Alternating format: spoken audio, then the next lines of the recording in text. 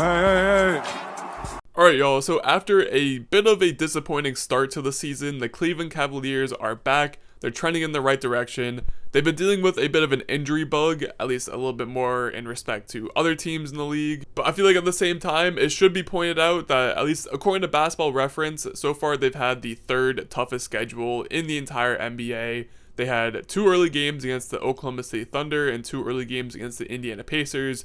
2 teams that got off to insanely hot starts. But again, they've also picked up some nice wins recently. They won 2 in a row against the Golden State Warriors, and their most previous game back on Sunday was a big win at home against the reigning champion Denver Nuggets. And again, a 7-6 start isn't necessarily something to call home about, but throw in the fact that Donovan Mitchell's missed 3 games, Darius Garland's missed 5 games, Jared Allen's missed 5 games, Okoro's only played in 6 games. They have had a bunch of injuries on and off so far. And I think this Denver game is a much better representation of who the Cavaliers are going to be for the rest of the season than most of their games leading up to this point. Their defense stepped up. They held Jokic to a below average game. I think he still had something like 18, like 10 and 6, which isn't necessarily bad, but for Jokic, you know, he was dealing with foul trouble. He had to spend a lot of time on the bench, and the Cavaliers made sure to take advantage of that. Obviously, Donovan Mitchell did not play in this game, but they still persevered.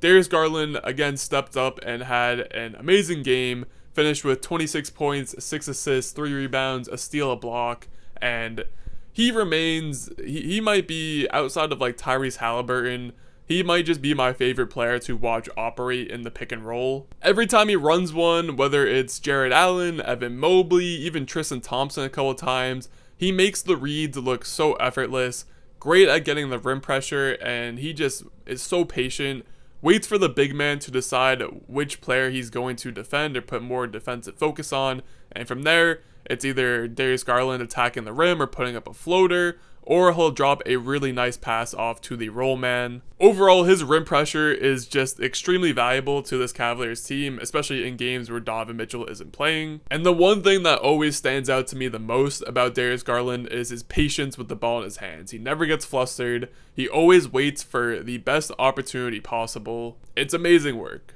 As for Evan Mobley, I'm excited to see that I think we're finally at a point where people are beginning to accept what Evan Mobley is going to be in this league. I know I've been kind of high on him in the past, and you know, some people have been throwing around like KG comparisons since he got drafted, and he's definitely not going to reach that point, but he is still could definitely be an all-star level player at some point. He's still only 22 years old, and while I could understand that it could be disappointing to look at his Basketball Reference page and see that he's pretty much posted the same stats across all 3 of his seasons so far, if you actually watch the games, he has definitely shown improvement as a player. He's not making the same mistakes he used to make. He's having a much better impact on games. He continues to grow as a defensive player, despite the fact that he was top 3 in DPOY voting last season, which is insane.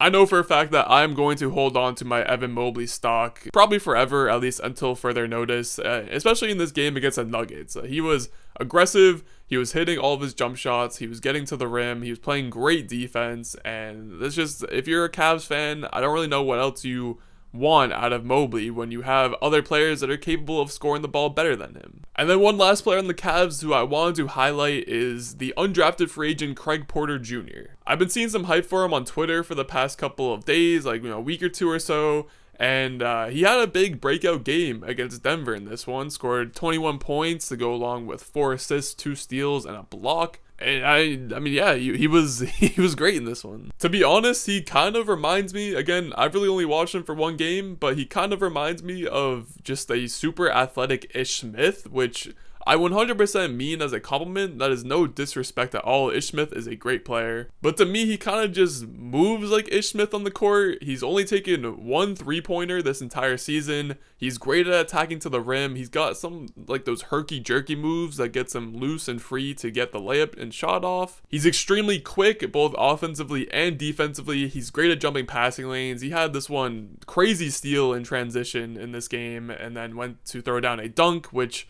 you know, the super athletic part of the Ish Smith comparison I made, that's why. But there is no doubt in my mind at all that Craig Porter Jr. is an NBA player. He's here to stay. He is 23 years old, so still pretty young too. I know he's probably receiving more minutes than usual because of the injury to Donovan Mitchell, but even when Mitchell's back, Ricky Rubio is still away from the team. I think Craig Porter Jr. would be a really great third kind of lead guard for the Cavs to be able to come off the bench and fill in for Garland and Mitchell when they're on the bench. Plus, he's from Wichita State, which that's all I really need to know to have full trust in him to be a good role player. Outside of that, I continue to love the offseason additions of Max Strus and Georges Niang to this roster. Since the Cavs have sort of broken out, I think it was 2 seasons ago when they truly, entered the scene as a potential contender in the East. The one glaring hole for them, at least offensively, was that they were missing a wing scorer or just someone that could play the wing spot and put up shots, put up threes, and just score the ball. They kept cycling through guys like Isaac Okoro, who I still like, but he's just more defense than offense. They had Lamar Stevens, they've had Dean Wade get minutes, and it was just a whole mess. But Strus and Niang have come through. They're combining to average a little under 12 threes a game, which is just that alone is so big for this Cavs team. Strus himself is having a career season so far, averaging 14 points and almost 4 assists per game, which might not seem like a lot, but considering what Max Strus has been in the NBA so far, that is a huge improvement for him. I've especially liked the chemistry that I've seen so far between him and Evan Mobley.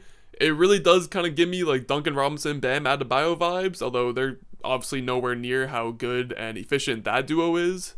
I would really love to see, because obviously Strus was running those same actions with Bam Adebayo when he was in Miami. I really love to see him get really love to see Strus get Evan Mobley to run those same types of actions where it's just handoff after handoff into a screen and then roll, and I think they're capable of it. So again, Cavs are sitting in 8th place currently. They're 7-6. Plenty of ball games left to be played in this season. They're only like 3.5 games out of first, and again, rough start, but I fully expect for the Cavs to get healthy at some point and just go on an insane run.